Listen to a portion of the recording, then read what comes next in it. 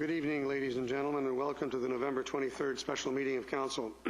The City of Parksville recognizes the people of the Coast Salish Nations and their traditional territory upon which we gather with gratitude.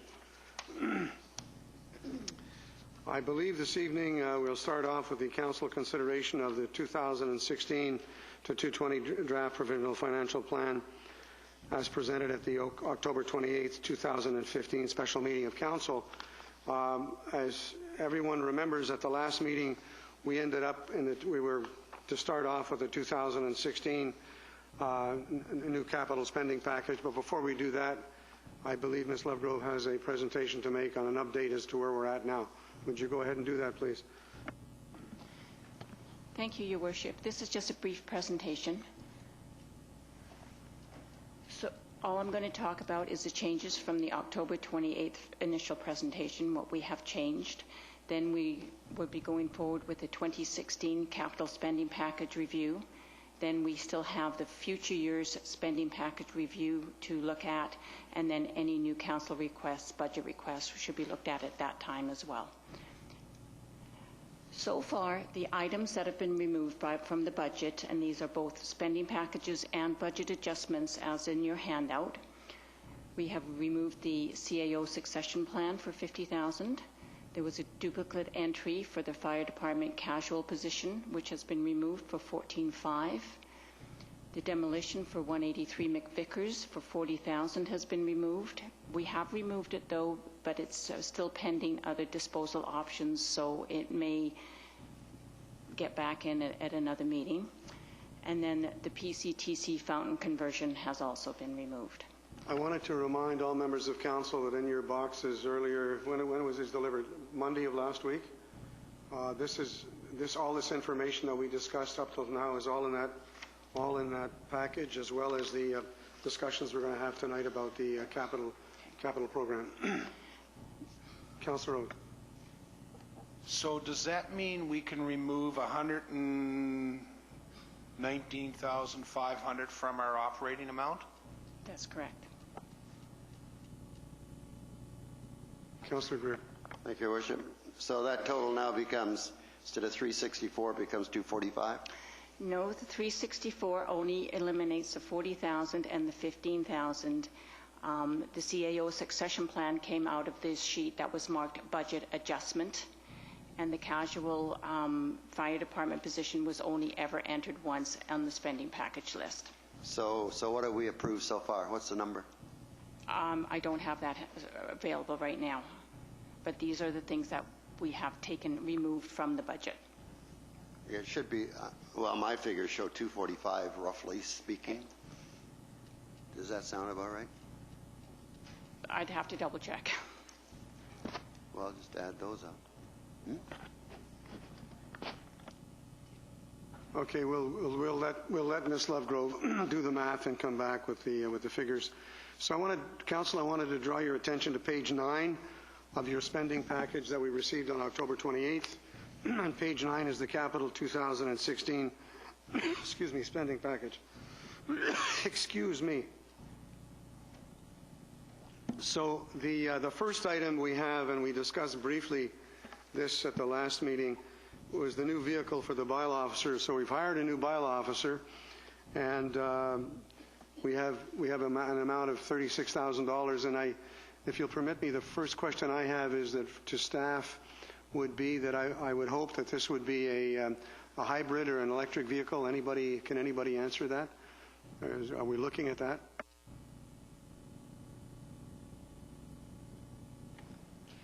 Your Worship, we can certainly look at a hybrid vehicle, but the bylaw officer vehicle has some pretty specific requirements with respect to space and the ability to house larger dogs in the back and certain things. But we will do everything that we can to find an appropriate vehicle that would be hybrid. So is it understood by members of council that with the new bylaw officer we need a new vehicle?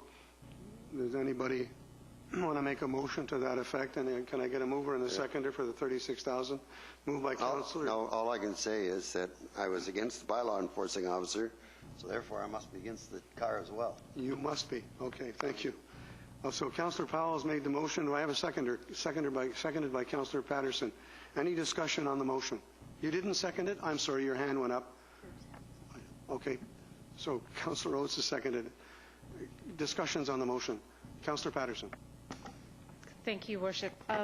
So, like Councillor Greer, I have some reservations on another vehicle because I understand and I accept the need for a second bylaw officer, but I'm not sure if we need the same type of vehicle for a second bylaw enforcement officer. Are they both going to be out on our streets at the same time is a question I would ask. Is this still going to be a Monday to Friday 9 to 5 position, which I don't accept? I have some reservations, so I'm going to We voice had that them. discussion. Mrs. Comas, can you answer that question, please? Yes, they will both be out on the streets at the same time, but in different areas of the city. And we are working to obtain an alternate hours of work under the collective agreement. We have to have agreement from the Canadian Union of Public Employees Local 401 in order to do that. We have not obtained that yet, but it is our goal to approach them and seek that out. Yes, Councillor Greer. Thank you, Your Worship. So if we purchase this vehicle, the bylaw people have 3 vehicles? Or 2? 2. Thank you. Any further questions on the motion? Seeing none, I'm going to call the vote. All those in favor? Opposed? Thank you. That is carried. The next item is the Fire Department Training Tower, which is on page 28 of the spending package summary that you all received at the beginning of last week. So I'm going to ask Chief Banks, do you want to give us a brief resume of why you're asking for completing the training tower? Your Worship, I'll ask Deputy Chief Norris to update Council on that. This is his project that he's been working on for several years.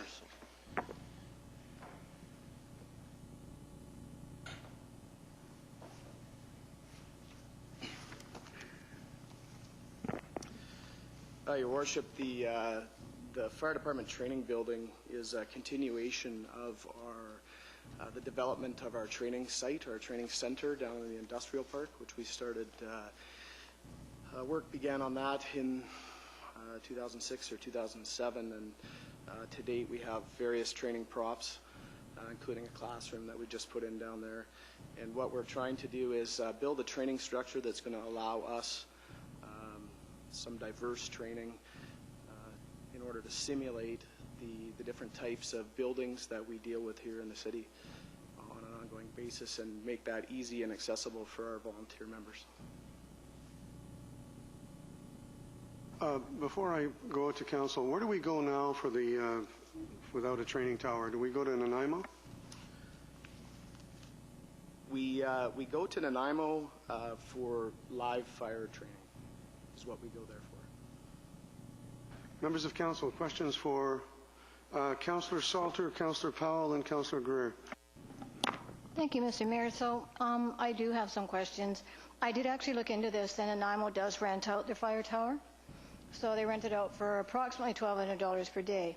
And then I contacted Qualicum, who also have a training tower. They said that you guys have already connected with them and that they'd be looking at this time of not charging for the use of their tower. And if it was going to be a regular use, then they'd, consider charging. So the cost, I mean, even if it was $1,200, that cost is significantly less than the $200,000 to build this tower when there are towers moments away from Parksville at this time. Councillor Powell. Thank you, Your Worship. Through you to Mr. Norris. So if we had a tower, would we be renting it out as well and training on it? Like, would you have some shared costs with other fire departments? Your Worship, through to Councillor Powell, there is the opportunity to realize some revenue from both bringing in courses locally by outside training providers and putting our own courses on. And so that's available there. And through to Councillor Salter, I would say that not all training structures are created equal. What we are looking for, when we talk about the structures in Nanaimo and Comox, for instance, we're talking about what we call dirty structures or live fire structures, where the sole purpose of those structures is to be used for live fire training, where you do pallet fires and you operate in a live fire environment. What we're talking about with our structure is being able to do all the various tactics that techniques, tactics, tasks, in a 360 available structure that offers multiple rooms and levels and the ability to train in multiple disciplines, whereas the Nanaimo building, being a dirty building, is only used for live fire training specifically. The Qualicum Tower is very much a hose tower that has been adapted slightly with a stairwell in it for use in some very basic evolutions like ladders and taking hose up a stairwell. What it doesn't offer is multiple rooms, the ability to do searches in simulate searches in multiple room, multiple occupancy buildings. It doesn't offer the ability to work around it in a 360-degree mode. So what we're looking at is expanding on that idea to be able to train in the way we anticipate having to operate here in our local municipality. We have a very diverse municipality, all the way from single-family dwellings all the way up to large multi-occupancy, industrial, light industrial, commercial type of occupancies, which we need to be able to train in. And the other reason that we want to have this locally is because when we have to go somewhere else, we not only have to send our members there, but we also have to send our apparatus and our equipment, which is meant to be here in our town. We have to send that outside of our fire protection area, which means it's not readily available here. So that's the main reason. Those are the main reasons for going for this type of a structure. Okay, Councillor Greer. Thank you, Your Worship.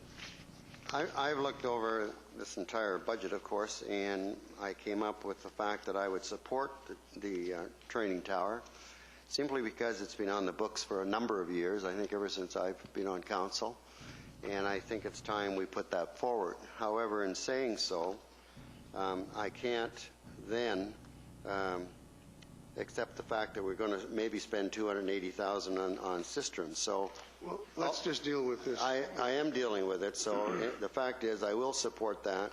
But in order to cut this budget down somewhat, because I think it's still a way too high, I won't be supporting the cistern, but I will support the fire department. Thank you. Councillor Beal, and then Councillor Oates, or is it Councillor Oates and Councillor Beal? Councillor Oates, okay. Thank you. So I understand that this is an ongoing project. This tower is in a certain level of completion. Is that correct? And this money is for continued construction of that tower or for renovations to that tower? Is that what the money is for? Your Worship, through to Councillor Oates, we haven't started the tower or training building as of yet.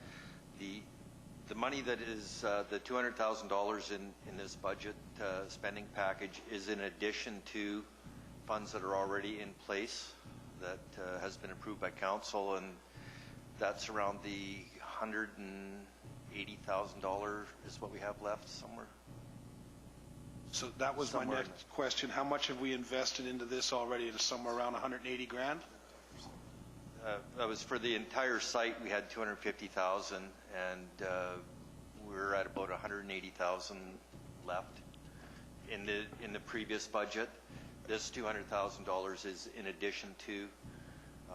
Deputy Chief Norris went out for request for proposal earlier in the year for a facility that would suit our needs, and it came back. When it came back, it was shown that we needed the extra funds to complete the project.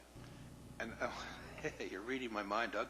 And so this would then complete the project. If we provided this funding, that would take care of the training tower, other than maintenance, I guess.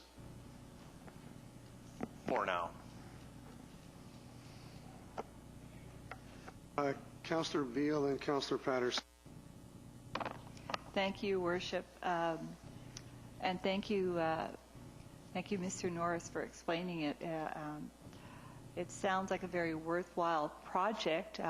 Like Councillor Greer, though, I am a little concerned at the overall budget implications, and much as I would like to support it, I'm hesitant to support it this year.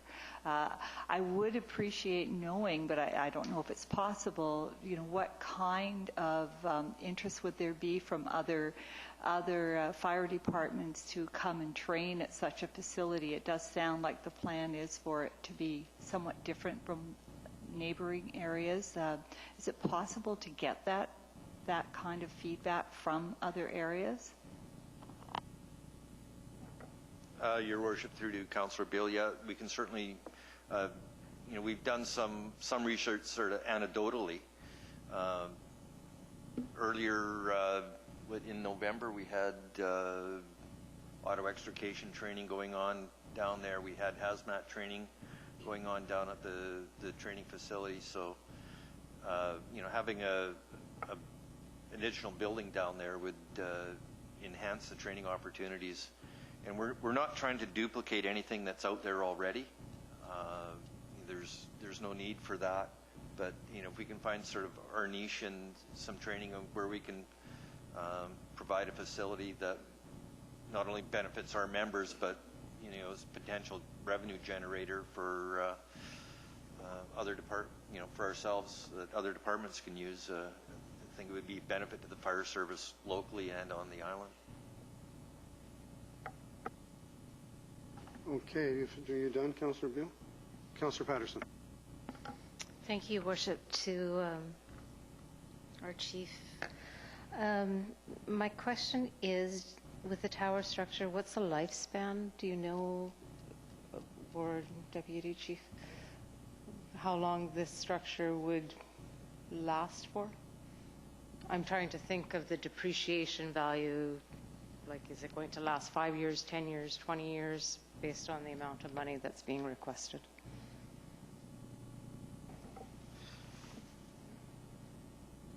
I don't have specifics on that. However, I would. We're looking at a modular steel construction, which offers two things. I think we'd be looking well over 20 years. It also allows us to replace components should we need to in a modular fashion. So there would be the opportunity if there was the need to replace something to replace it in sections, if you would. Follow up, Your Worship? So, like some of the other councillors around the table, I have a bit of a, and I apologize, I wasn't here at the last budget meeting, so I'm not sure if it's been discussed in great detail. But as I said, I have a hard time accepting a $200,000 line item. And my question, I think, may be to finance, is if we were to look at this over a 3 to 5 year type plan period and putting money aside each year, and that rather than this lump sum of $200,000, because at this point in time I can't accept a $200,000 line item. So my question is towards council and finance, if that might be something that could be looked at in a 5-year plan. Walter. Thank you, Mr. Mayor, and through you, I have two questions.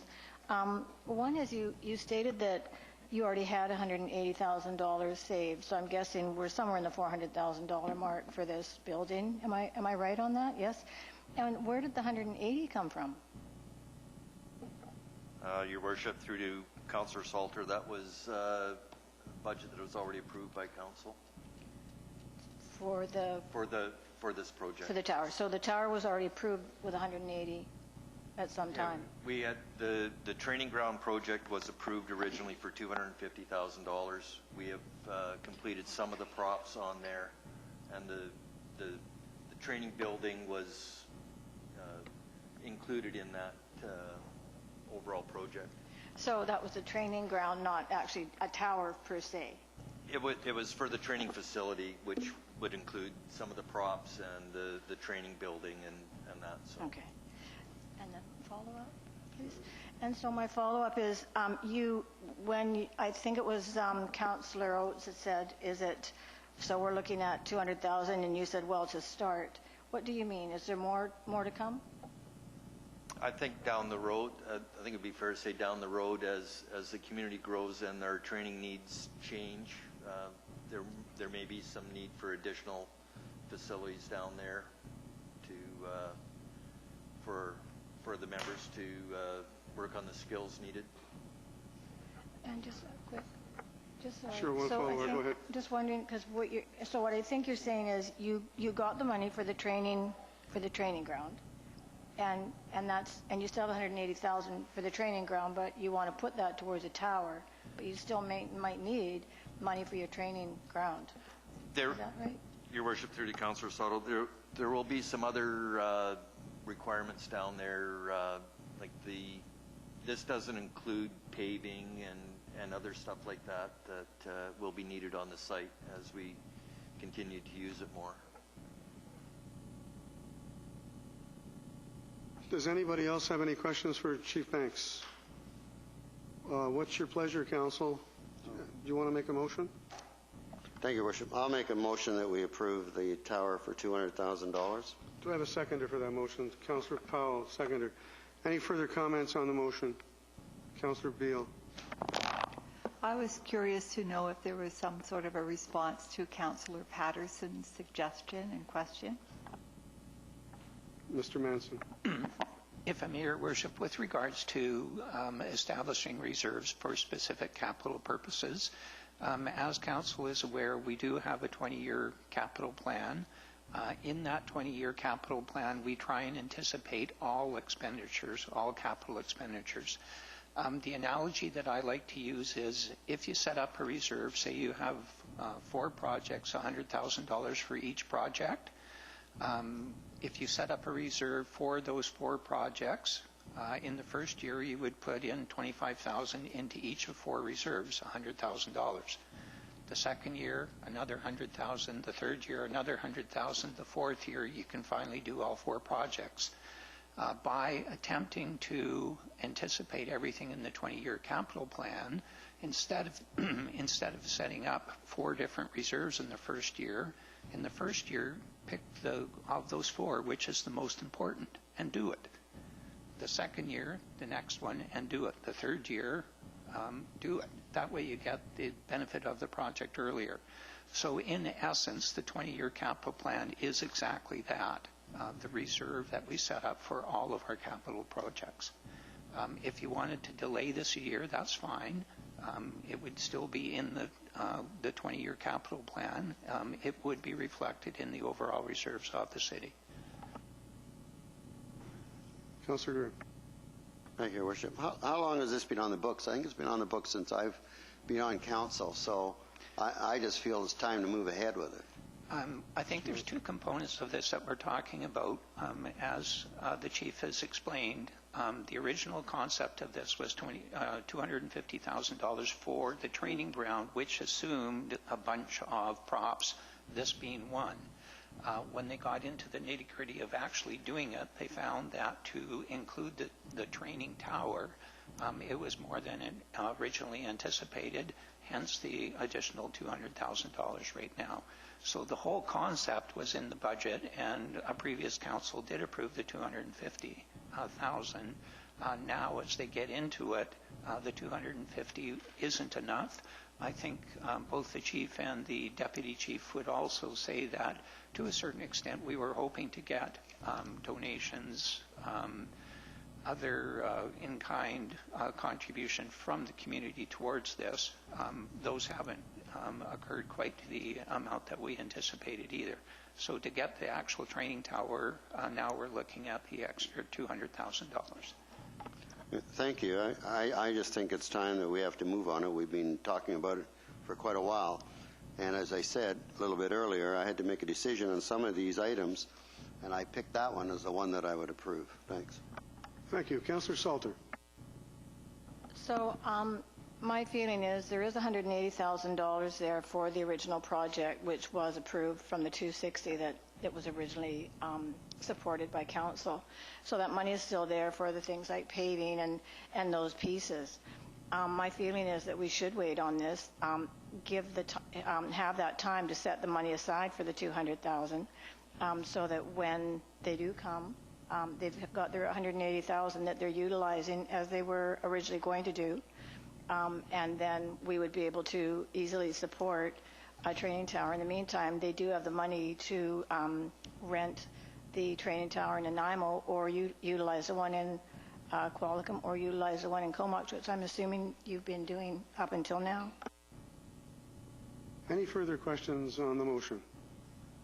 I'd just like to make a comment that this has been on the books for a long time, and I tend to agree with Councillor Greer that we should get it completed. We have to remember that we have a volunteer firefighting force, and it's important that they have all the tools at their disposal so that they can look after the safety and security of our citizens.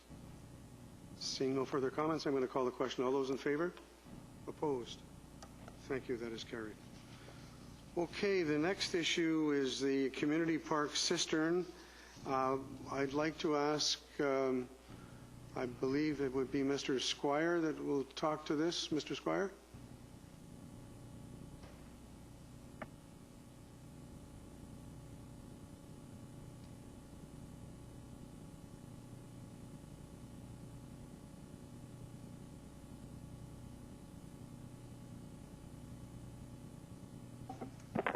Thank you, Your Worship.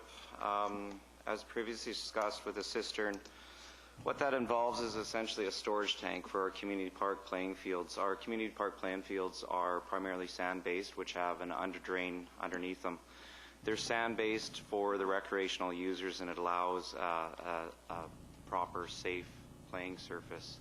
The downfall of that, yes, it's a sand surface, so the majority of the irrigation that does get from the surface ends up readily going down, doesn't get absorbed by the roots fairly quickly, so the majority of it does get into the underdrains, and currently right now goes into our drainage system and is essentially what we call is wasted down into our drainage foreshore. With the cistern would allow us the ability to actually collect that water and reuse it back on the field. And in doing so, the city would essentially demonstrate the ability of a cistern in a grand scale. We targeted the community park because it's one of our major water users of this for what the city uses its portion for parks, and also trying to showcase this type of water reuse. It'd be a good way, that being in the community park, we could showcase it there. We did some figures with this. Essentially, in the peak season, I believe we save 125,000 liters per day during the peak summer demands. That's how much irrigation we use. We'd be able to collect and reuse on the surface. Projecting that forward over the life cycle costs, this would allow us to save over 25,000 annually in water, and potentially, obviously, if you're doing that, that would allow other consumers to use that water, or actually it would help defer those future capital costs, which would be the second phase of the water treatment plant. So the payback period would be 10 years if it's at $25,000 a year? Based on that current peak demand, yes, that's correct, which is what we use. Just before I go to members of council, what's the maintenance situation on this kind of a cistern? Is there a lot of maintenance to it, or? Essentially, it's just a holding tank, and what you'd have to do, a lot of the money in there is replumbing our irrigation system. When we did the fields 2 years ago, what we allowed for is we pre-plumbed it. We have an outlet of the drainage connection that would allow for a tank to be installed at that date. So it's essentially a tank, and what you have to do is install a pump in the tank that's separated from our water system right now, because it has to be no cross connection, of course. There's no interface between the domestic water supply and the water reuse, so it'd have to be separated from that. That's a cost, and also just so it'd be the pump and the tank is the majority of the cost. Typically on a project this scale, half of it is materials and the other half is labor. Okay, I have Councillors Powell, Greer, and Salter up first, and then Councillor Patterson. Thank you, Your Worship. Through you to the Director of Engineering. So, first of all, there's a couple of questions I have. Is what's the size of it and where will it be located? The size, I don't. I forget how many. I don't have that. I can get those numbers to you approximately, but we're proposing that the location be directly in the gravel parking lot that's currently used right now. Yeah, so it'd be just downstream of the actual playing field. Councillor Greer. Thank you, Your Worship. I think it's a great idea. However, we've survived all these number of years without collecting that water. We probably had the worst summer that we're ever going to see next year, or this past summer, and we were able to survive without boiling water and going through all the other things that we have to go through. Looking at this budget and $636,000, I don't think I can support everything. So I think with the new water treatment plant coming online and the years to follow, I'm not so sure whether it's that critical that we have storage for the field. So with that, I would not support the $280,000. Councillor Salter and then Councillor Patterson. Thank you, Mr. Mayor. So, yeah, when I add these up, you've got actually there's three of them. There's the water park, the Springwood cistern coming in future years, plus this one. So the total is $675,000. And I'm wondering, how was it that we had 125,000 liters per day of water going on to that park this year when we didn't have that much water at any rate? We were on restrictions. So when we were at level 4 restrictions, we couldn't have had that much water on the fields to begin with. And so storing the water and piping it out to wherever it goes, it's a one-shot thing. It would make sense to take this $675,000 and ensure that we had some reservoirs for our water, and then we could provide water to the residents and water our fields. The other thing is we can also spend dollars on purchasing and putting down grass that's drought resistant, so we don't have to water it at 125,000 liters per day. So for those reasons, this doesn't make sense to me to spend almost $1 million to water plants when we can't even supply enough water to our residents. Councillor Patterson. Thank you, Worship. So, several questions. We actually have the $250,000 in the year 2017 budget, not actually in the 2016 from what I'm reading from my packages and that. So I'm just wondering if that makes a difference or not financially, or whether we would prepay that in the year 2016 for 2017 if approved. So I'm not sure if that's, or is that a different cistern? Okay. Well, I realize that there's a few. So, thank you. I fully believe in the cistern type usage. I have two storage type containers in my house that catches rooftop water, and that helps maintain some of my plants and everything. My other question, I guess, would be is that You said that the cistern would be in the gravel parking lot that's above ground, though, correct? Or is it below ground? Oh, sorry, I didn't, Your Worship. Thank you. Yeah, it's actually a below-ground storage tank, so it's essentially a below-ground reservoir. Okay. Yeah. So you don't foresee a vandalism aspect or anything? It wouldn't be really noticeable. Okay. The only thing would be some hatches that would be at grade. Coming back just from holidays in the States, we seriously need to look at climate change. We look at our wave structure and our parks and everything and our beaches. And unlike Councillor Greer, I fully expect that we're going to continue to see some differences in our weather structure. So thank you. Councillor Beale. Thank you, Your Worship. Through to Mr. Squire, I also would like to say how much I support conserving water and the use of cisterns. I am curious if there was some discussion about artificial turf as opposed to grass, etc., or is it anticipated that the best surface on the sports field will be grass for, a significant period of time? Currently, right now, the community park plan does the current plan. That's 2005, I believe, plan. It does envision the playing park field as natural playing surface, not artificial turf, but that could be revisited in the update to the master community park plan. Councillor Powell. Thank you, Your Worship. Through you to the Director of Engineering, and so we just had that field redone.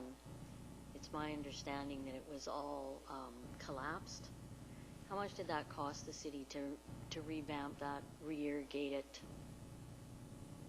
I believe with the re-irrigation and the underdrain and the new soils, that was just around $300,000 for that field. The actual infrastructure, the net worth of the infrastructure is about $1 million. For that field investment. Yeah. Councillor Oates. So I got with respect to the 280 that's requested, of that 30 is allocated for consultation and engineering.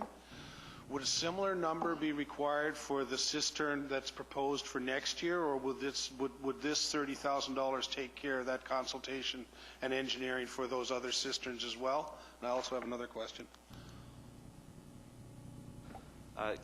Correct. Through Your Worship, the 30,000 is for the engineering part component of it. It's typically a year in advance, and it's specifically just for the community park playing field. Okay, so there would be an engineering cost to any future ones as well. There would be. Essentially, it would be the same concept though. So we would utilize the same thing. So there would be a duplicate of the actual engineering the tanks. Obviously, the site conditions would change. Right. But yeah. What is the? Do you have any idea what the life expectancy of this cistern might be? Typically, for infrastructure like this, we're certainly looking 30 to 50 year horizon for an infrastructure. So, my calculation says it takes 11 years to pay for it. After 11 years at $25,000 a year, you're looking at $275,000. So we're close to that. So after 11 years, we've recouped our investment if we made that investment tonight. And then after that, then we're starting to make money. Is that too simplistic, or is that what I'm understanding? Essentially, I guess the making money is actually conserving or saving that water, yeah. Yeah. But it is fair to say that 11 point whatever years it is, we recoup the costs of the cistern because of the money that we saved in water. Is that what I'm understanding the presentation to say? Yes, that's correct. Pretty simple decision in my opinion. Thanks. Councillor Salter. Thank you, Mr. Mayor. So I'm wondering, these tanks that you want to put in the ground, how much water do they hold? Through Your Worship, we're sizing them to the peak demand, so we're looking at every day of trying to recoup 125,000 liters. day. Follow up? Okay, and where will that water come from? It's actually the water that's from the under drains. That it starts with the irrigation, and the water actually we collect the water from the under drains and hold it into a storage tank underground, which is essentially a reservoir. So and then it gets reused. It will obviously get augmented by additional potable water, as certainly in the initial start, but the intent is to keep reusing that water. Not 100% of that water will be, some of it will be absorbed, some of it does get evaporated, but and then some of it will get absorbed for the growth of the grass. Because that's correct. Evaporation is actually quite a significant issue with regard to using the cisterns, because the water does evaporate. In fact, it evaporates even during watering before it ever hits the ground. So, I'm just still not sure where the water will come from at any rate, because again, if we're expecting another year like we just had, that water won't be available at any rate. Further questions? Councillor Greer. Thank you, Your Worship. I'm looking at the price, and I think if we were to put off something till next year, maybe we could look at this after another summer if we have the same type of drought. But I'm looking towards the water filtration plant and storage. In the future, when that is complete, are we going to be that concerned about conserving water in that area? I realize that conserving water is important at any time, but we haven't been under the crunch to save water in that area up to now. Last summer was a very dry summer, maybe the worst summer that we've had in a long time, and we were still able to cope. So I'm looking at, are we really spending $280,000 wisely of taxpayers' dollars here? Mr. Squire, what kind of a summer did we have? How were those fields affected? We had to water them significantly, given all of the money we spent to refurbish the field. So, what kind of water did we spend? Do we have the quantity that we spent this past summer during the dry season? Yes, Your Worship. Initially, we tried to cut back on the community park playing field. Within days, we immediately saw dry patches right away, so we actually had to spend additional monies on the field for what we used was primarily organic-based seaweed compound, which actually allows the water, it provides two things, nutrients, and the second thing, it actually reduces the capillary action of water and then allows the water to absorb quicker into the roots, because it was at a state where we're potentially, if we didn't put back the water, which we had to, it would have jeopardized the playing field. We would have lost it, especially after just rehabilitating it 2 years prior. So we ended up we cut back a little bit, but essentially what we had to irrigate was the normal for this last summer. Thank you. Any further questions from members of council? Councillor Salter, then Councillor Greer. So I just, thank you, Mr. Mayor, and through you. I'm just wondering, so did we put down drought-resistant grass this time then when we refurbished the field for $300,000? Did we use grass that's drought-resistant? I'm certainly not a horticulture expert or a playing turf field expert, but drought-resistant grass isn't always resistant to playing field. What we have to have is a very durable grass. Very durable grass, the playing surface requires a lot of watering, and it also requires that sand base. So in areas where it doesn't get a lot of traffic, we certainly look at, yes, drought-resistant grass. This isn't the case to actually apply drought-resistant grass. Councillor Greer. Thank you. I'd just like to make a statement of the fact that it's $280,000 and we are spending taxpayers' dollars. If we approve the capital here, it'll be $636,000. And tomorrow night we have a meeting with the homeless and the low-income people and see about housing. It seems like an oxymoron to me when we spend so much money freely and then we have a problem the next day with people who don't have enough money to survive in this town. I think every time we raise taxes, such as we have been doing over the years, there's more and more people falling off the bottom of the ladder. So we're creating more and more poor people all the time. And I think we should really consider the $280,000 at this time in this budget. So I'd like everybody to give that a thought and make sure that we're spending money wisely, I guess. Just a few words from me before I go on with other members of council. I want to remind council about the importance of the sports field to the community. It's very heavily used throughout the good months, and it's a big water consumer. At some point in time, we as a city are going to have to get into cisterns and start conserving water and use a lot less water in other areas than we do now. The other thing I'd like to point out is that Councillor Patterson brought up the matter of climate change, and I know that this past summer was one I haven't seen. I've been here for 18 years. I've never seen it, but we know that climate change is here and it's coming. And the other item I want to bring up is when somebody talked about artificial turf. I can tell you from personal experience in Tawasin, where my granddaughters lived, artificial turf and checking with the city there is extremely expensive. It's in the millions of dollars. So on that note, go over to Councillor Oates. Yeah, just to comment on the artificial turf, given the concerns that the soccer community has recently raised with artificial turf and it possibly being containing carcinogens, I think it's something the jury is very much still out on artificial turf surfaces. I'm with Councillor Greer. I understand that we're here and we're dealing with taxpayers' money, and I believe that we would be very prudent to look for how we're going to pay for how we're going to spend that money in the future. The debate here tonight is not whether or not we're going to water the field. That's going to happen.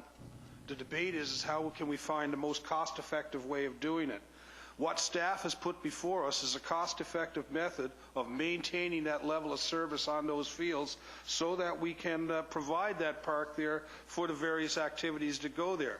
So our choice is we can continue to pay $25,000 a year as per the report as what we're paying for the water now, or we could do something like this and reduce it by $25,000 a year. Yes, the number is big. Yes, it's a big number, but that's the cost of doing business. And if we pay for it now, we save money in the long run. That's what I'm reading. And I haven't heard anybody here counter that, say that no, that's not what's going to happen. But what it looks like to me, what's going to happen is that if we became a leader and about the reuse of water, because this is about the water that leaks away through the normal irrigation process every single day when they do it. And that is, as was explained the last time and explained last year when we brought it up, is the nature of the field. In order to, when Warren sat there, for us to provide a competitive field that's safe and conducive to the activities that put there, it has to be the way the field is designed. And as a result of that, it's a big hog on water. And so staff has said, okay, listen, we found this is a way we can recoup this water, and it'll save you $25,000 a year. So if I got to spend $280,000 now to save $25,000 a year for what could be 30 to 50 years, the life expectancy of that, that's money well spent. And that's being prudent and wise with taxpayers' dollars. We're not talking about taxpayers here today. Our job is not to reduce the tax load on someone here today. Our job is to make decisions so that the tax load going into the future is reasonable for people to maintain. So if we got to pay a little bit now to save us a bunch of money later in the future, that's the reason why you put a new high-efficiency furnace in your home. That's why you buy a car that spends less gas. Those are all those things, and those are responsible decisions for this council to make. Don't be scared by the 280. The 280 will come back possibly 5 or 10-fold if the life term is as long as it is. So I don't see the problem. I certainly support it. I'm prepared to vote. Mr. Squire, what's the life term of these cisterns again? I didn't 30 years, over 30 years. Typically, yes, this type of structure is 30 to 50 years when we build something like this, the tanks. Thank you. Councillor Beale. Thank you. I would like to echo what others have said, and the sports field is a huge investment for our community, It's heavily used by residents and enjoyed by many spectators who might not actually be out there doing the actual activity. And I also believe that just as we urge our citizens to conserve water, I really appreciate this council and our staff putting together something that walks the talk. Thank you. Okay, I think we've discussed this enough. Is there a motion? Does somebody want to make a motion regarding the cisterns? Councillor Powell, you're making a motion to include $280,000 in the package capital works for the community park sports field system. and a seconder, Councillor Beal. Any further discussion on the motion? Yes, Councillor Oates. Just for clarification, and I know it's been asked, and I think, so a 30-year life term at $25,000 a year, we're looking at potentially saving $750,000.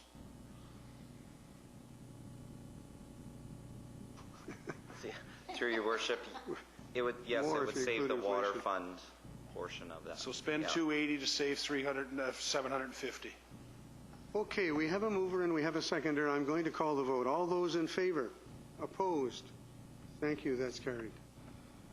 Okay, the next item is the community park volleyball bleachers, and you all have that on your page, which is on page 30 in that package that was in your mailbox this week. So who's going to talk about the community park volleyball bleachers? Who's the volunteer?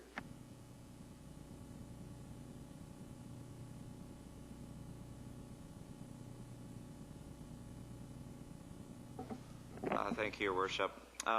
Yes, it's been identified by some of the user groups using the community park additional bleachers. These would be bleachers that we have replaced in previous years that are to a certain safety standard. It's the aluminum type that are very low profile. Obviously, they're a little bit more expensive because it's something you have to that is certified and we buy. You have to prep them with concrete pad, relocate some of the irrigation in the area, do some compaction. It's for 2 sets of bleachers, and then you have to ensure that they don't walk away. So in other words, they don't get stolen, and that they're properly restrained down to the ground. So given that they're aluminum and very costly.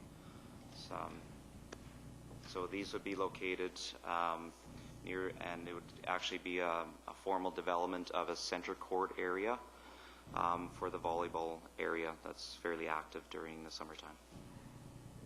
So I have Councillor Greer and then Councillor Powell. Councillor Greer. Thank you, Your Worship. I have a couple of questions. One is the chap that runs the volleyball, and I think it's a fantastic idea. I go down and watch them quite often.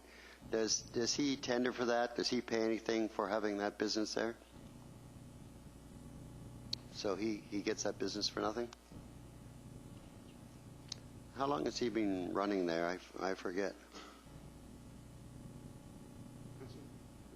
Yeah. If I may, Your Worship, I have no idea who actually runs it, but no, there's no charge for the use of any of our sports fields. It's totally free. In his case, it's a business. I don't object to that, but in his case, it is a business.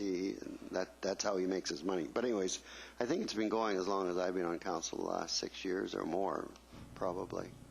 But it's a great idea. The bleachers are another thing. I mean, as I said, I've watched the volleyball quite a number of times, and everybody sits in the grass or brings chairs and so on. I don't know how important it is to spend $25,000 on bleachers. I haven't heard anybody complain or ask for bleachers. I don't know who brought this forward, whether it was the volleyball people or not, but it's not a big amount. It'd be nice if we could save some money here tonight without just rubber stamping everything. Thanks. I take exception to rubber stamping. Okay, Councillor Powell, and then Councillor Patterson, and then Councillor Beal. Thank you, Worship. Surprisingly, I had similar questions as Councillor Greer. This is a private business. They offered, the only people that I know that go down to watch the draw crowd are the the guy that runs his business down there. And so has anybody approached him with carrying some of the cost or all of the cost? The city could install it to our standards and he could pay the price of it. Mr. Squire? Yes, through your worship, it's something we can entertain. With something very much like any other revenue sources, once a budget gets identified, we can go forward and very much like grants, we need to show that we have the ability to have at least a project identified, and then we can possibly entertain other revenue sources. But I'm sorry, to answer your question, no, it hasn't been asked to the volleyball club. And so could, Councillor Patterson, Councillor Sorry. Beal, and then Councillor Salter. Did Councillor Powell have another question? Okay, thank you. To our Director of Engineering, lifespan again.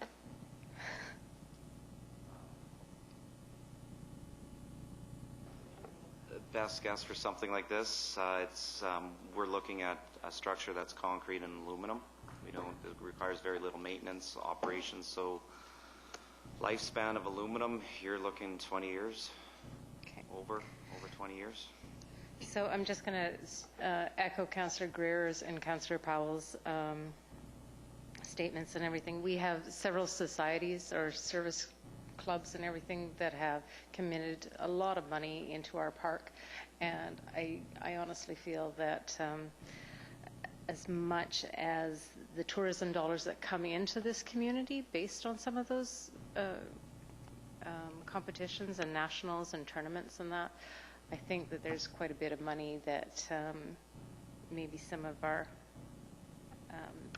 user groups should be looking at, thinking about putting a name, putting a plaque on it. And I also think that we should think about revisiting sports user fees, and that we've talked about in the past, because this would be a prime example of a group that if we had sports user fees coming back into the community, we wouldn't be hashing the $25,000 out as much as we are. Councillor Beal, Councillor Salter, Councillor Oates, then Councillor Powell. Yes, I suppose in a similar vein, I too was wondering if it would be possible for the organization, the user groups, or to get sponsors to pay for the actual bleachers, and with the understanding that our staff would do the concrete and install them, and I just wondered about that possibility. So I think my question's been answered. Thank you. Thank you. Councillor Salter. Thank you, Mr. Mayor. So, yeah, and my feeling is that that we've had the volleyball in the park now for quite a long time. No one's complained. People enjoy sitting in the grass, sitting on the sand, watching the game. There doesn't seem to be an issue here. And since there's not, as well as the proprietor, I don't see a need to spend $25,000 on bleachers at this time. And if, in fact, he does want bleachers, then that would be a conversation that we could entertain at that time. But I don't think adding this now is going to be a good use of taxpayers' dollars. Thank you. Councillor Oates, and then Councillor Powell. Thank you, Your Worship. Through you to the Director of Operations. Would this be a permanent structure once it's erected? Yes, it would be a permanent structure. So it would be, we're talking about building a set of bleachers for a series of events that happen in the summertime, and then they'd stay there all year long. Are there any concerns with liability concerns with people falling from the bleachers or something like that? Or are we protected against stuff like that if we put such a structure down there? Because I'm not convinced. Most of council seems to be focused on how much it costs. I'm not convinced whether it should even go there at all or not.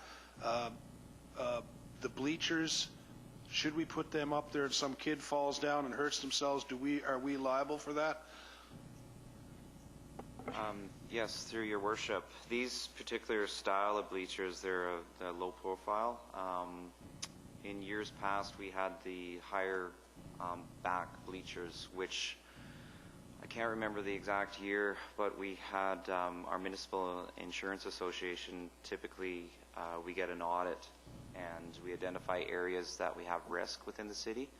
So they did an audit down in the community park, and one of the things they did identify was these high-risk bleachers where there is potential of people falling. They weren't to a certain standard.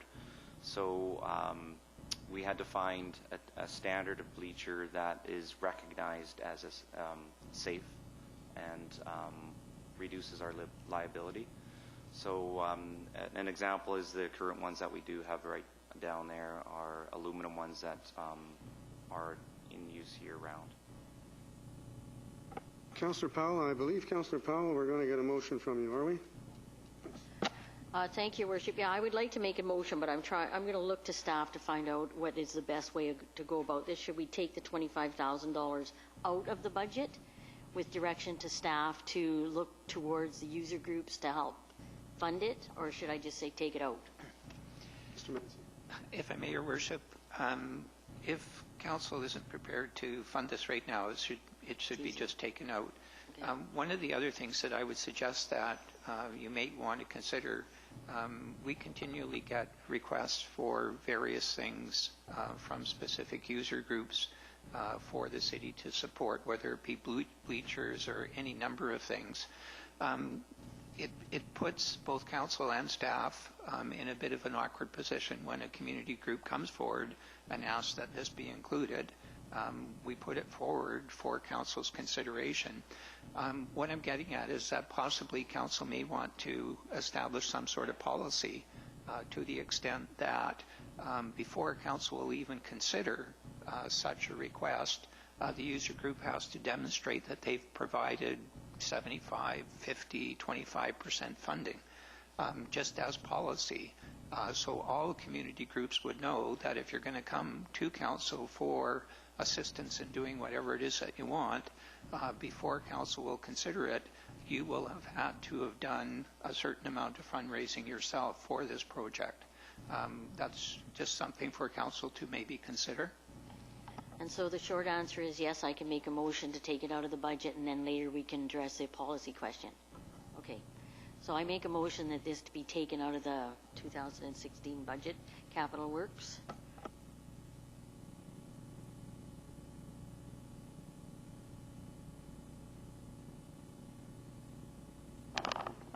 That's all right. Thank you, Your Worship. I just wanted to add that it also seems that we're doing a community park master plan review, and it seems to me that it would be prudent to have a wait and see how that comes through before moving ahead with some of these items. So, thank you. Okay, I'm going to call the vote. All those in favor of the motion? Opposed? Thank you. That is carried unanimously. Thank you, Councillor Powell. All right, at the bottom of the list, we have Highway 19A Wells Street Sidewalk refurbishment. Who's going to give us a brief summary of that particular project and why? Once again, Mr. Squire. Thank you, Your Worship. Essentially, this project was identified, again, this is one of the areas the Municipal Insurance Association did an audit on our downtown and looked at areas of our sidewalk where we have a lot of tripping hazards. To give you an example, Craig Street, the works we're doing on Craig Street is one of those areas. The current works we're doing on Jensen Avenue, that half block there, is also an area identified.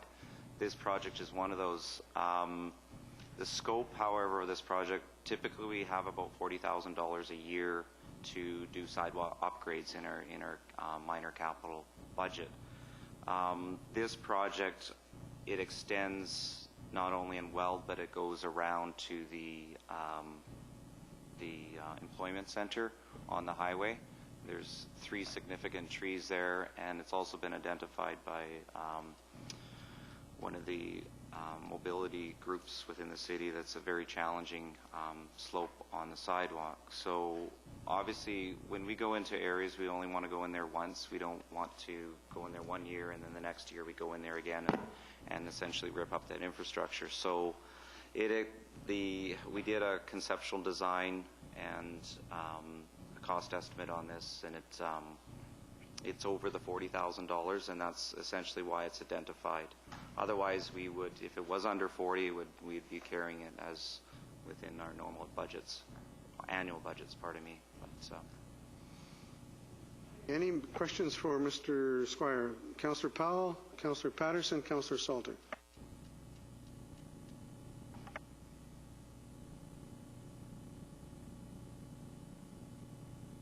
Thank you, Worship, through you to the Director of Engineering. So I just have a question. When, for capital works, is Weld Street, the street of Weld Street, is that on the capital works?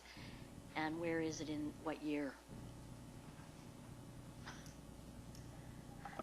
Mr. Figueroa's got the answer to that. If I may, Your Worship, through to Councillor Powell, we do have some interim improvements in the capital budget identified to address pedestrian issues and parking issues along Weld Street in the interim.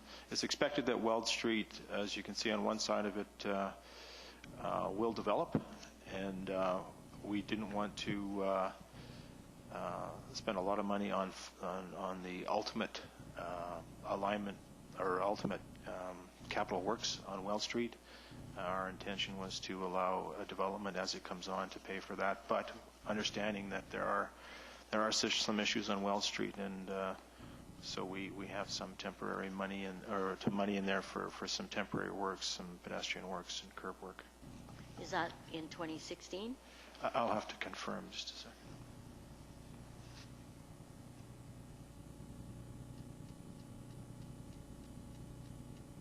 Yeah, looks like it's 2021. In 2021? Yeah. And so they have got now, they've a bunch of new buildings on Weld Street.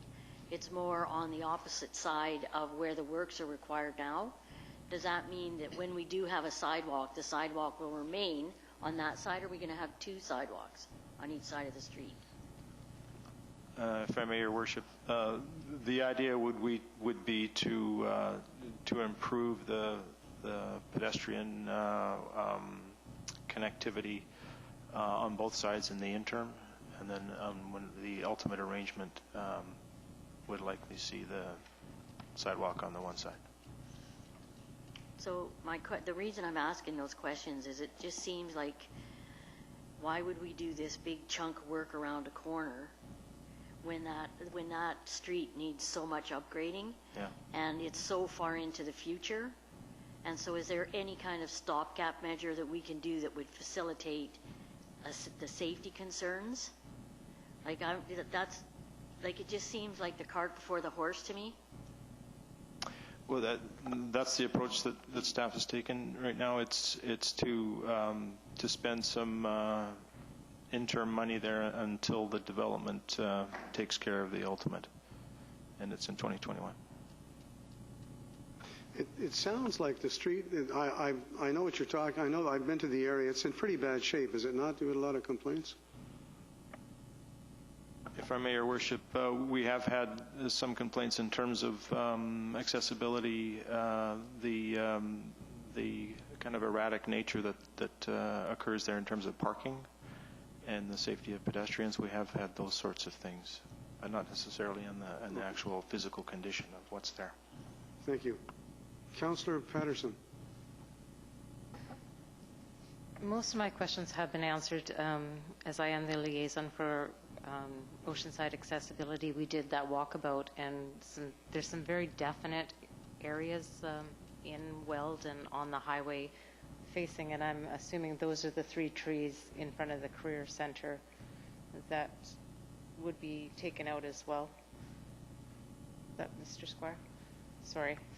So when you talk about the Weld upgrade, and that is also the 3 trees and that are in front of, so that's actually 19A, or the highway, but that's part of this upgrade. That's correct. And it's 3 trees, I think. Are we going to replace them, or is that part of the sidewalk upgrade as well? Yeah, the short answer is yes. Along 19A and also along Weld up to the alley would be the entire project. This project is essentially an operating project or a maintenance, because it's essentially a remove and replace. The additional capital would be upgrading the street further up the street and obviously across the street. This project, it's because of those street trees are certainly not our current standard. The trees we're looking at very much kind of like the co-op development a block away, putting them into a planter style for two purposes. Obviously, the trees are lifting the sidewalk and getting close to the building.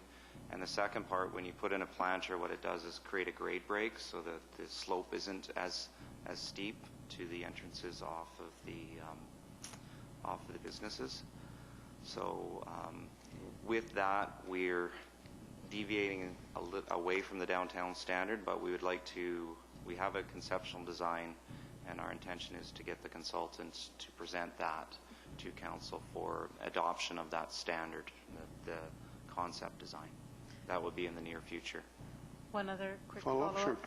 sure. There is also some hydro-type lines and everything that are weld. Are those being addressed when we're looking at the sidewalk upgrades as well?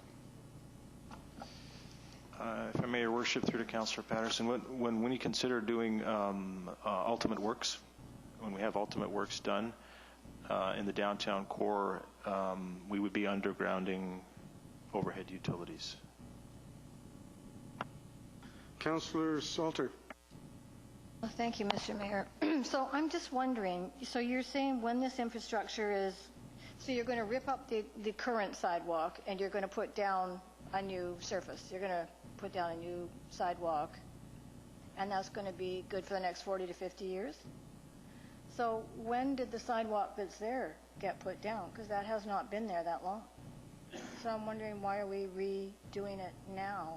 It should have lasted 40 to 50 years, and it's not been that long. Through Your Worship, this is something that's been identified as a trip hazard and also a grade hazard. I don't know the exact date when that sidewalk was installed, but the trees are causing a problem lifting the sidewalk in certain sections, and then obviously the grades in and around that area. I'm going to guess early in the 90s when it was built on the highway side. So, you said 40,000, and I'm guessing that's the interim amount for the interim fix? Am I right on that?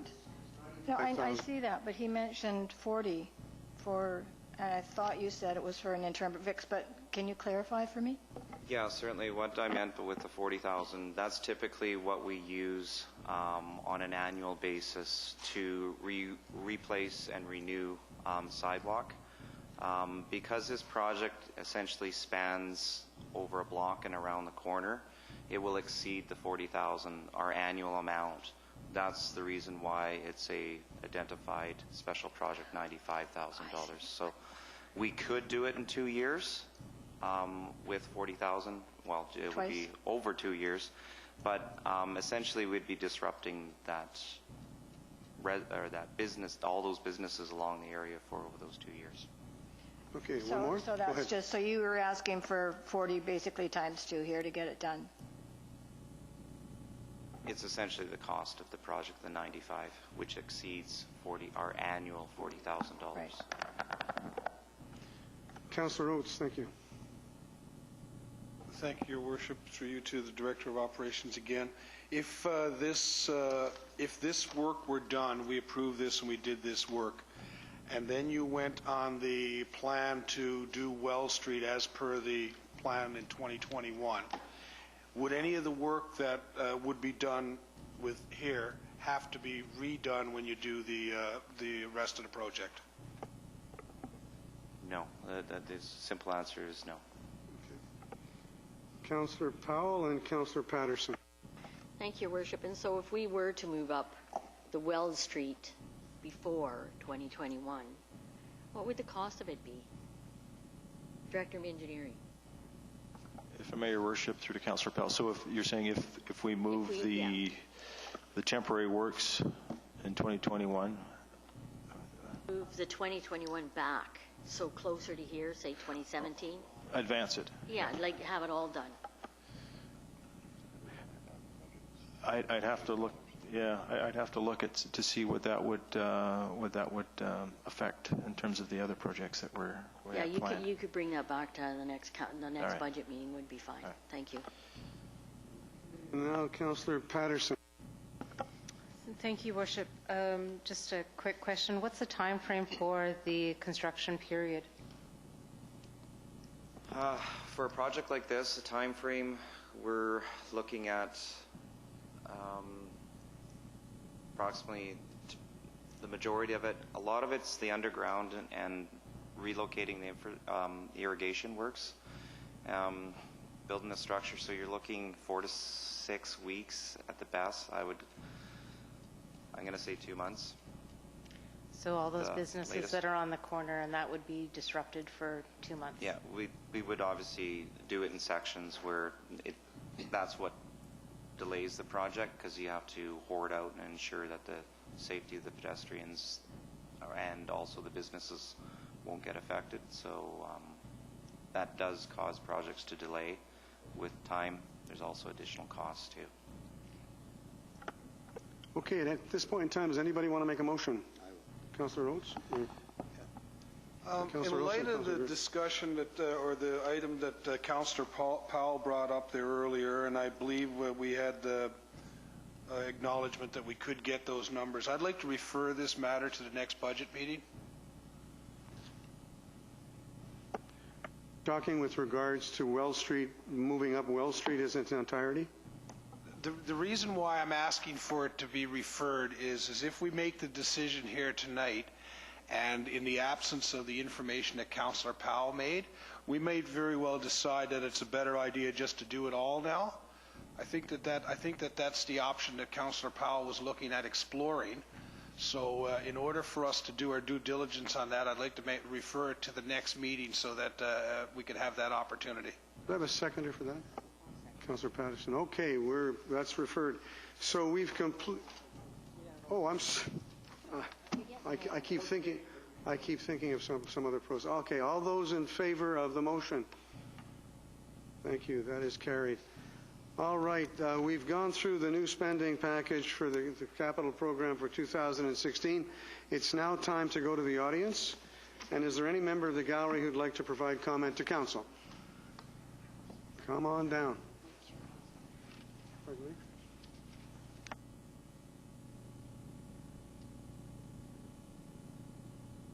Take a seat and take a microphone. Or oh, okay, good. Your name and address once again, sir, please. We should know it by heart by now, but we don't. You should be able to tell me. Al Pastors, 211 Lodgepole Drive. A couple of items. The Fire Department Training Tower. That's an interesting one. Do you know that for less than half the cost that you approved, you could buy 8 used 40-foot containers, shipping containers, at about $5,000 each, weld them, stack them as you need them, and you've got training towers. Many smaller fire departments in the U.S. have done that to their advantage. Perhaps a little more research before jumping at the Cadillac. So it's not really a question, it's a comment. Okay, the cistern. Well, it's kind of a good idea, but why not take advantage of it? First of all, in order to carry on, I need to know roughly how large is this thing going to be? Like how many millions of liters of water are we storing in the cistern? I think it's going to be fairly large. This seems to me in the report that I have. The question was asked earlier tonight, and I believe what I understood the answer to be is we'd get that information at the next meeting. But there is recycling back to the playing field would allow the city to save 125,000 liters, so I would imagine it's fairly large. Okay, 125,000 liters a day. Is that a day or is that for the season?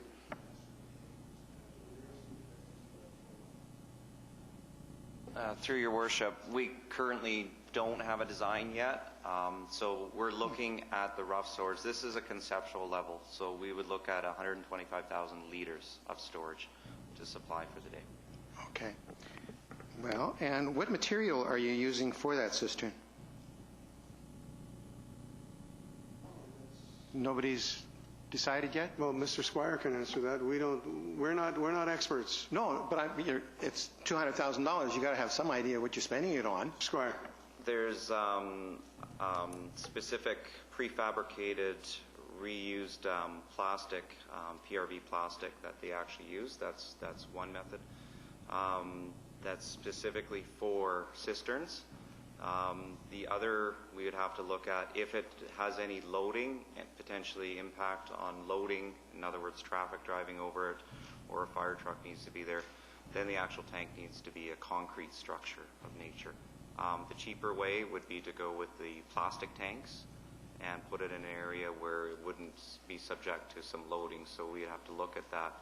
Again, that's something we need to look at in the Master Community Park Plan and Plan for. Okay, well, here's how you could take advantage of that. There's such a thing as a bladder cistern. They use them in Australia. They use them in California.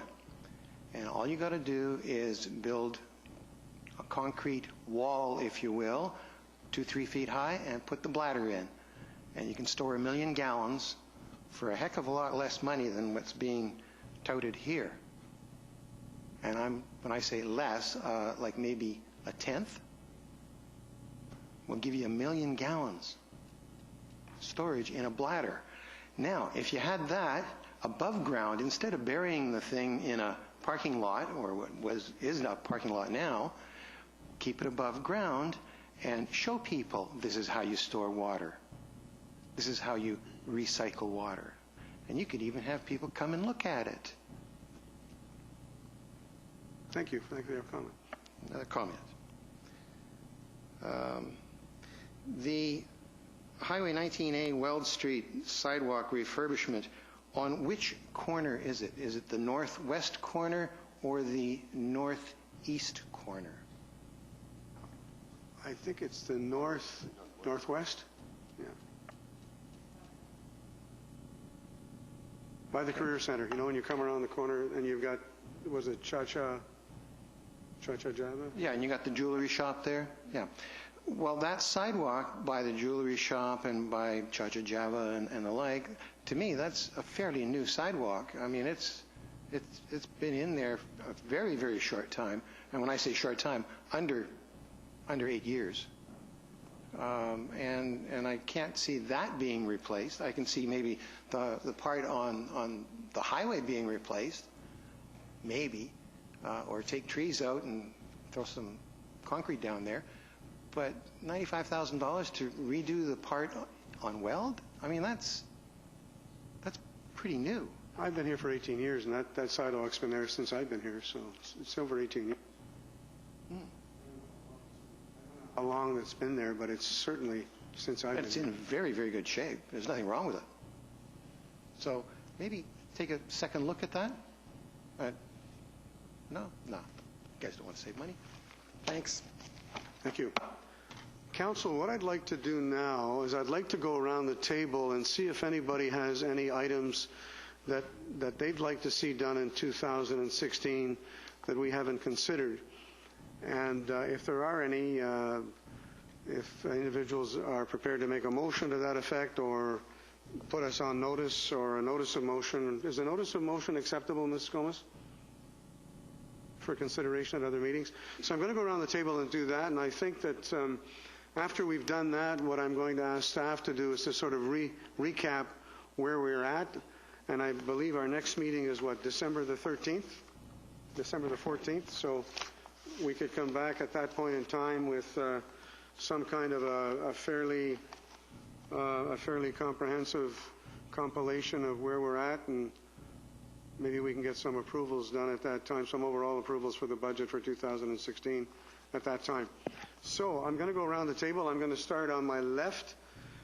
Councillor Oates, do you have anything that you'd like to propose for the budget for 2016? Yes, Your Worship, thank you. I would like to propose that we allocate $7,500 in 2016 and $7,500 in 2017 to be used exclusively for the 150-year Canada anniversary celebration. Seconder, and I can speak to that. Do we have a seconder? Councillor Powell. Yeah, I think that it's important that we recognize our 150th year as a country. I think that $7,500 in each of those 2 years is not a lot of money. It's $100 for each year that we've been a country. I'm not sure exactly what we use it for, but we could allocate it. I know last year there was a suggestion from I think it was the Chamber of Commerce, and they wanted to shut down the highway there for Canada Day. And one of the issues that was identified was the ability to reroute traffic, the logistics of that, and the amount of money that would cost. I still think the idea of shutting down the highway there on Canada Day is a good one and could be explored further. But I'm not necessarily saying that that's what this money is for. I think we should just have a little nest egg, $15,000 nest egg, to commemorate the 150 years. If I may, Your Worship, I've just been informed that there's already $25,000 in the budget for the 150 Canada Day celebrations. Okay, thank you. Okay, so that's no longer necessary. Anything else, Councillor Oates? No, that's a motion. Okay, so that you're saying that money's in the budget, 25,000? There's $25,000 in the budget right now. For 2017? For 2017. Okay. Do you want to maintain your motion, or do you want to? You do? I was aware of that money in there. I'm not sure that was enough. I'd like to put a little bit more aside. If we don't spend it, we don't spend it. So I understand you want 25,000, which we'd approve next year for 2017, and you're asking for 15,000 more. Okay. Councillor, we have a seconder and Councillor Powell. Any further comments? Any comments from members of council? Councillor Powell. Thank you, Worship. I just need to clarify with Councillor Oates. So you're saying another 15,000, it's more like an up to motion, not that we're going to spend it. No, I'm not identifying it for a specific purpose. I just want us to have enough money that when 150 years come along, that extra $15,000 is there should we decide that we do support a request from a group to shut down the highway. We can actually afford to pay to do that.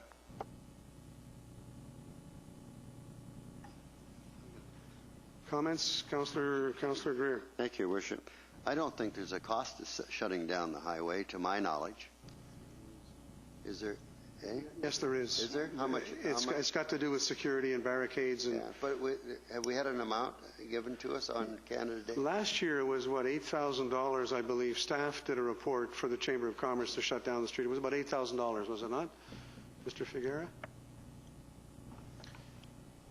I know because the Chamber of Commerce complained. But what it got down to is we need some professional traffic control people, and we need the police out there, and it ended up, it's not an insignificant cost. I could come up with a number.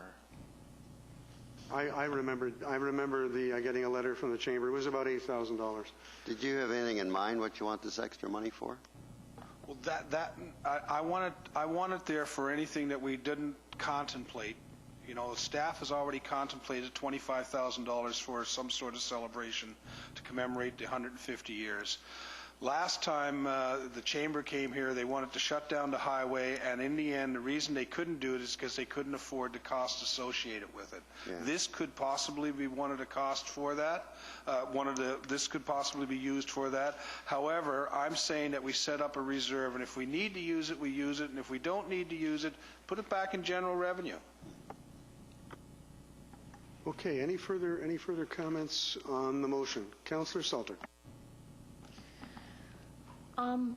Staff have already done the math. They've done their homework, and they've provided us with a number, which is 25,000, and I'm confident that they have done the work that they needed to do, and that 25,000 will be sufficient. So I support the 25. Any further comments from members of council? Councillor Greer. Thank you, Your Worship. Maybe the staff could tell us what they had in mind for the 25,000. Was there any people that wanted anything particular? How did you come up with that amount? Ms. Gomez. To be honest, I haven't got a clue. I know that the communications department was working on it, but I haven't been involved in those discussions. Mr. Manson, your microphone. I'm going to use a technical term. It was a scientific wild-ass guess of what would be appropriate for it. So really there is no specific budget. It is a number to allow something to go ahead. I know we had a budget for the Olympics in 2010 because we did a lot of celebrating and that sort of thing for the torch while you were in Tofino carrying the torch. That's right. Okay. All right. Mr. Manson, any further comment? No? Councillor Beal and Councillor Salter. I just have one more question. I don't mind supporting this as long as it's just not spent for the sake of spending it, the fact that it's there. That's what Councillor Oates has said. Yeah. Okay, Councillor Beal and Councillor Salter. I just wanted to add that my recollection is that we were going to investigate, we were going to try and get to be part of the tile mosaic project, and understanding that the idea is that they could be sold, but still they might not all be, etc. So I think that was at least one part of the plan. Councillor Salter. Yeah, and that's exactly what I was going to mention, was that Debbie Tardif had brought that forward with regard to the tiles, and yeah, they were going to be sold to people who wanted to purchase them and then put their names on them. No, that wasn't true. So. Mr. Manson. If I may, Your Worship, they're two entirely separate things. They're not the same. Although they're the same subject, they're two entirely different projects. To be funded differently.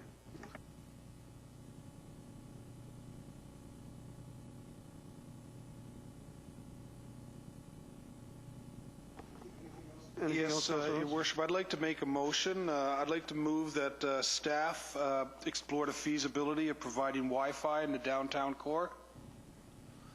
Had a seconder, I'd speak to it. Seconded by Worship. Councillor Beal. The reason I'm prompted to do this is I think it's something that could be done for little or no cost. I believe it's something that other cities are exploring. Some preliminary research shows that the City of Calgary has explored it, and the City of Montreal. I think it would be a draw to our downtown core if people knew that they could come and they could access Wi-Fi.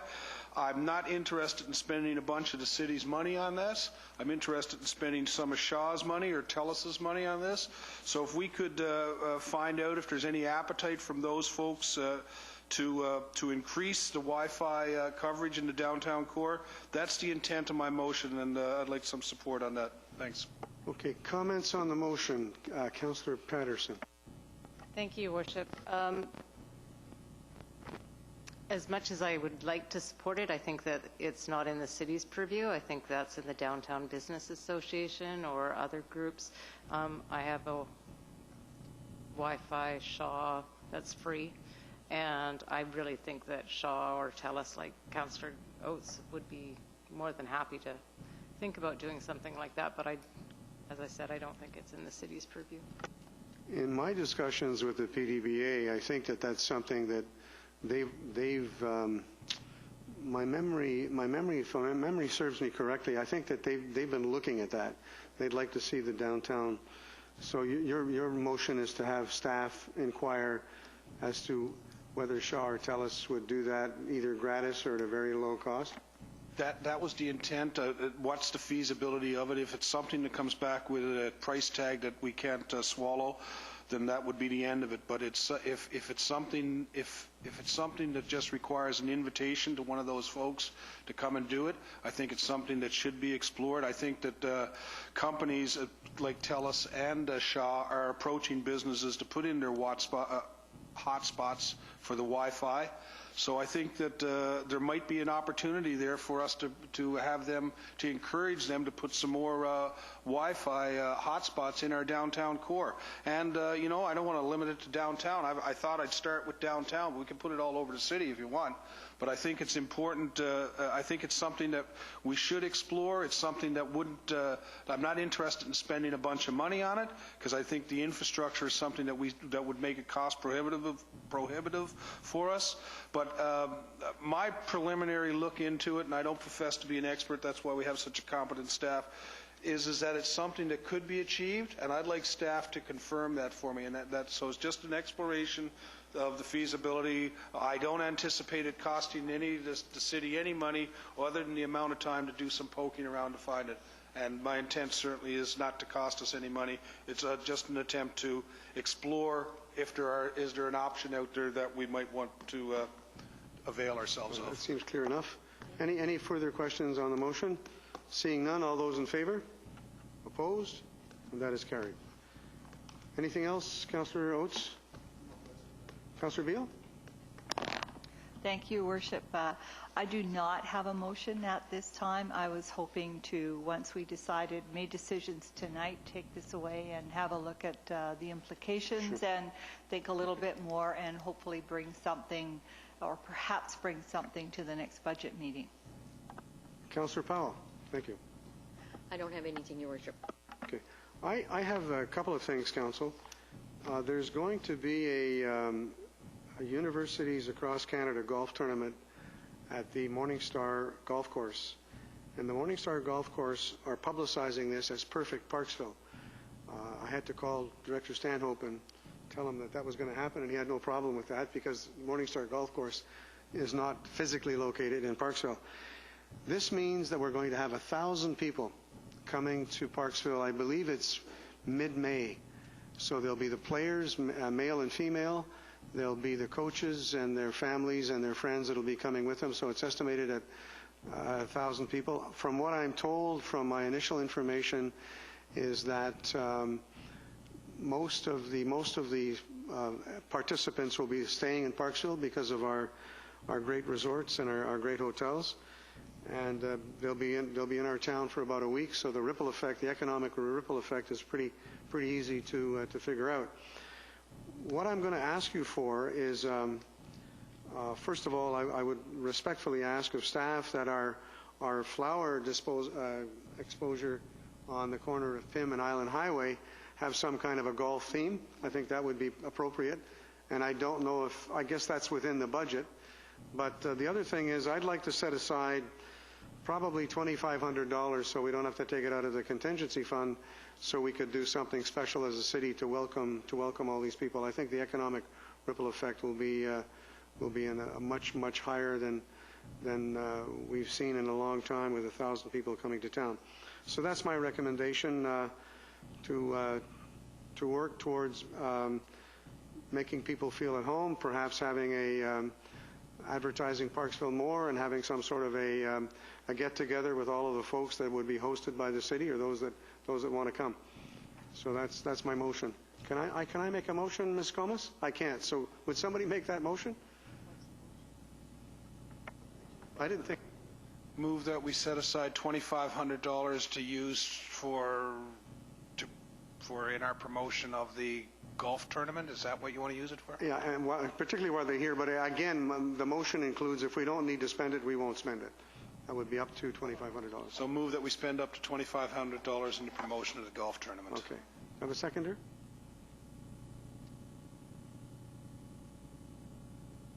Did you second it? Okay, I've got a seconder. Yes, go ahead, Councillor Beale. My understanding is that this would be to welcome and promote our city during this tournament, but not to actually spend it promoting the tournament. Yeah. While people are here, yeah. Thank you.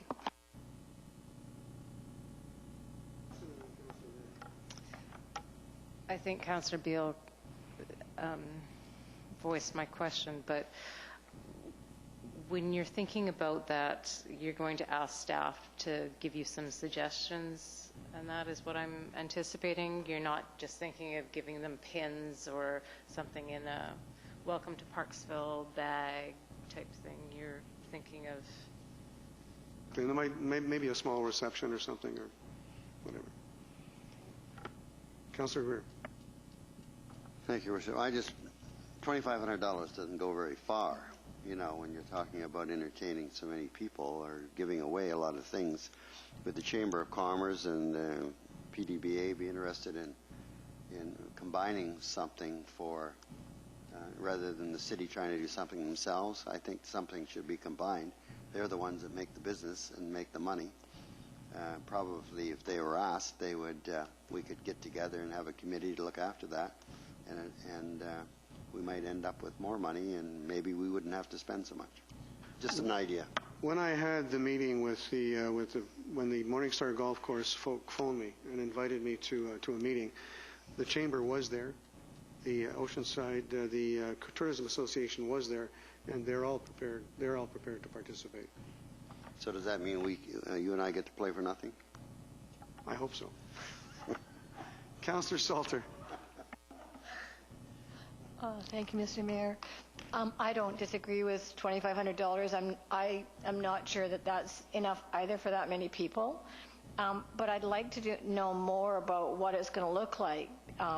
What would this welcome? How could we welcome these 1,000 people with $2,500? That's what I want to know. What it is that I'm agreeing to.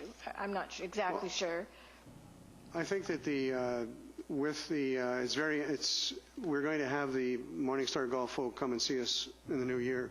And they're going to explain, they're going to come to council and make a presentation on the tournament, on who's coming from all across Canada.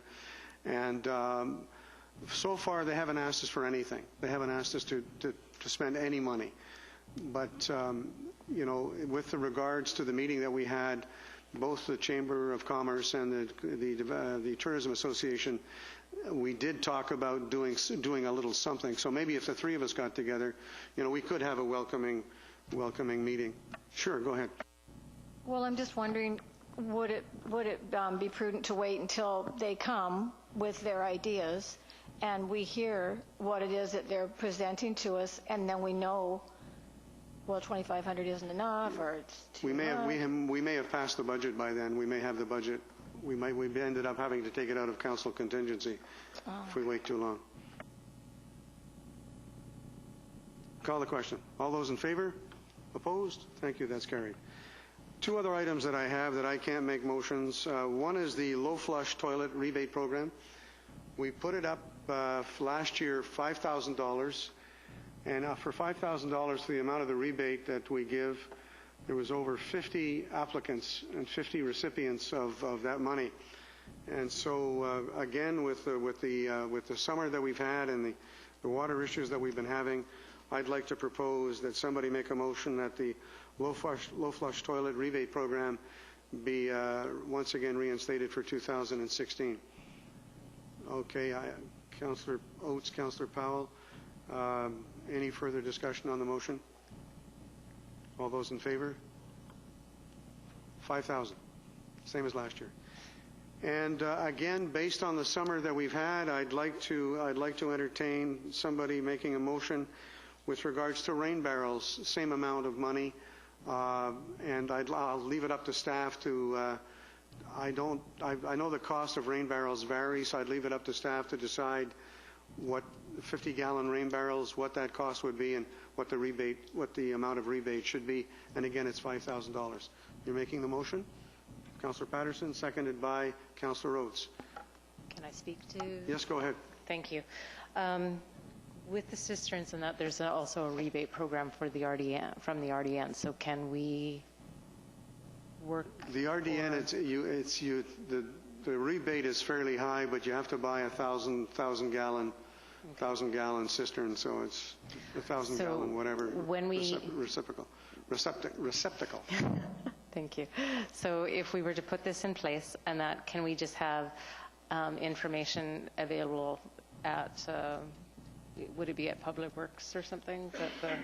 And that I'm looking at the Director of Engineering again. And that as well, in case someone wanted a larger. Yes, Director of Engineering. Yes, Your Worship. Director of Operations. I called you by your wrong name. That's a compliment. It's been promoted. If I may, Your Worship, it's probably best we maybe entered. We're part of the. You're aware that we're part of the Drinking Water and Watershed Protection, which is the Water Smart program in the RDN. It's Julie Pisani from the RDN heads up that program. It's probably best if she maybe appears as to council and gives you an idea of what the program entails. And there is rebates within that program. A portion of that we do pay for. So it's probably in future maybe entertain the RDN coming to present. Julie Pisani. Okay, Julie Pisani has been here. Okay, sorry. But I'm talking about a much smaller rain barrel than what they're proposing. So, Mr. Beal. Thank you, Your Worship. I'm just curious if there's any consideration to an alternate as well, in that the possibility of the city purchasing a number of rain barrels or providing them at a certain cost, or if one could do an either or combination. I'll leave that up to staff. If the amount would stay at 5, I'd leave that up to staff in terms of how many barrels and what kind of a rebate program we could give. And I'm not eligible. Okay. We have a motion, and we have a mover and a seconder. I'm going to call the question. All those in favor? Thank you. That's carried. Councillor Greer, what's on your agenda? Thank you, Your Worship. Well, I've spent enough money tonight. I'm not going to be spending any more. You're all spent out. I'm all spent out. But the Jensen extension, our CAO explained it to me, and I'm very happy with what he explained. That later on, when we get some more information, we can maybe go ahead without interfering with our budget. Thank you. Councillor Salter. Thank you, Mr. Mayor. No, I have nothing to add. You're also all spent out. Okay. Councillor Patterson. Thank you, Your Worship. Well, you took my rain barrels, and so I do, like Councillor Beal, have one other one brewing in the back of my head, but I'd like to wait till further deliberations. Thank you. Okay, thank you. If there are no other, first of all, I want to thank the audience. Wait a minute. I want to thank the audience for coming out on a really lousy night. We don't have quantity, but we've got quality. So thank you very much for your comments, and thanks very much for coming. Do I have a motion to adjourn? Moved by Councillor Greer, seconded by Councillor Beal. All those in favor, we are adjourned. Thank you. Until the 14th of December. Is that the next council meeting? 14th of December? No, it's a budget meeting. There's the council meetings on the 7th. There's a budget meeting on the 14th. 7th, 14th. Okay.